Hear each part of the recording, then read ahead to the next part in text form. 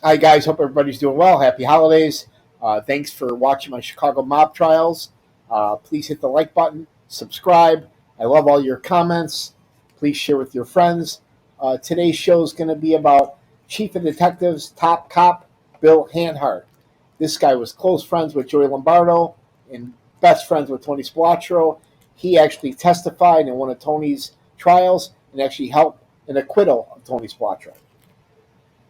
We all remember this lady, the late Mayor Jane Byrne.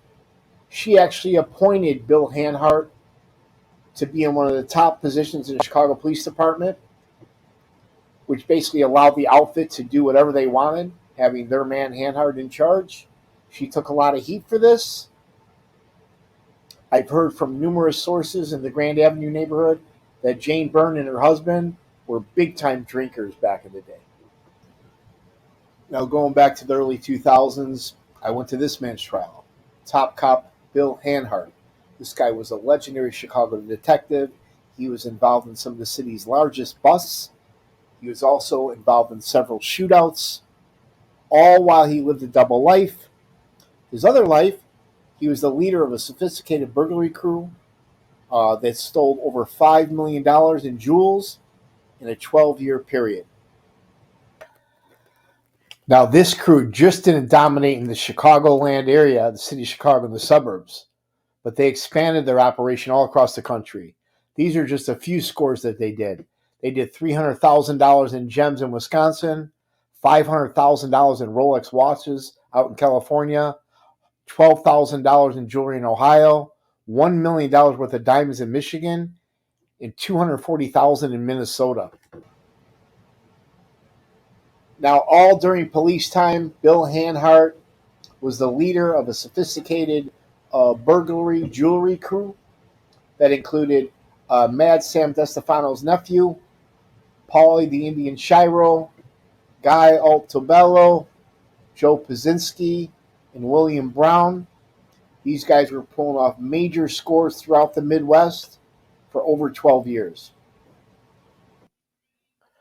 Now here's Paulie Shiro, a guy they called the Indian. He was part of Hanhart's crew and was also one of the defendants in this case. I'll never forget seeing him as an older man at the Family Secrets trial. They charged him with being on the lookout when Nick Calabrese and Joey Hansen murdered Emo Vaci. Eventually, though, fast forward after he was convicted in the Family Secrets trial, he was released for COVID. Here's a nice photo of Mad Sam DeStefano and his beautiful wife, and I can't help myself but to feel so sorry for this woman. The verbal and physical abuse that this man put this woman through, I can't even imagine. I show this photo because Mad Sam's nephew, Sam DeStefano Jr., he was a defendant in the case, and he would make master hotel keys and gain access to the salesmen's hotel rooms and rob them of their valuable jewels. The prosecutors were able to prove that Bill Hanhart's crew would use the Grand Avenue crew to fence some of their jewelry, their Rolex watches, their gems. They also were paying Joey Lombardo, while he was out, a street tax to operate. Joey Lombardo and Bill Hanhart were very close friends and obviously did a lot of business together. Now, shortly after a stint in the Army, this man here, Fred Pesante, good friend of Joey Lombardo, Tony Spilotro, a Chicago police officer, an associate of this Chicago outfit, he worked directly under Bill Hanhart, and he acted as his bag man. He would deliver cash and stolen jewelry to several Chicago associates and several outfit guys. Fred Pesante. Now, Bill Hanhart definitely uses influence in the Chicago Police Department and all his contacts in the outfit to find potential targets so they could plan and rob. They would also get a list of all the top jewelry gem salesmen in the country. They would trail them, get to know their patterns, set up a time, and they would eventually rob them of their valuable jewels.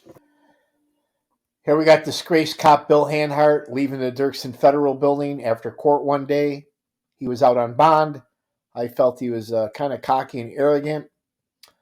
They had a year-long wiretap on his phones, and the government picked up 1,300 incriminating phone calls that they played in court for the jury. And it was quite obviously what him and his cronies were up to, all while he was doing police work.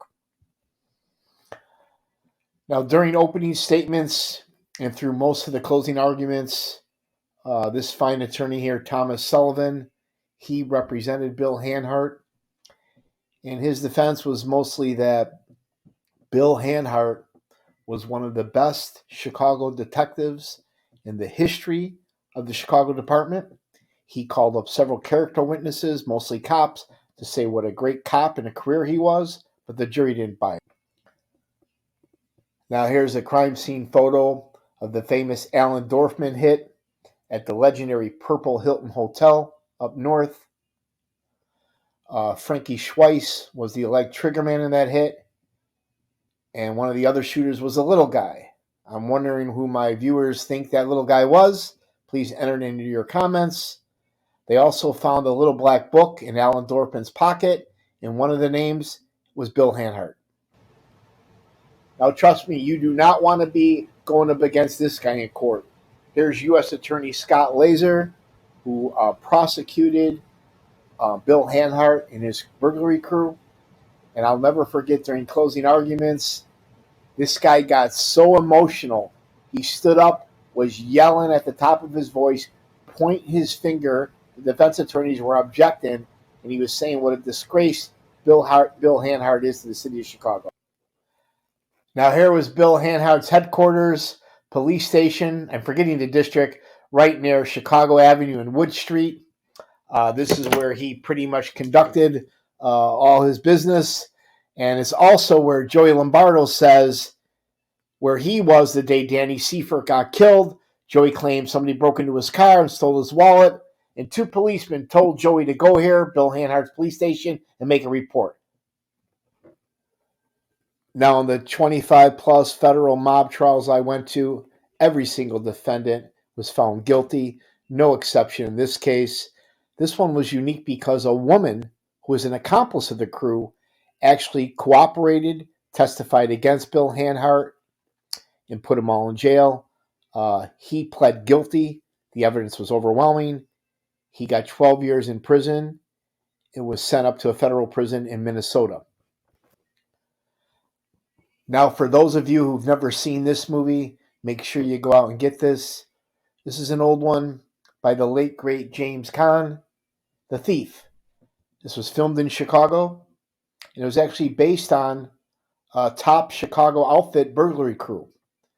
Bill Hanhart was a consultant on this movie, kind of like Frank Collada was in the movie Casino. He also had a very small role in the movie The Thief.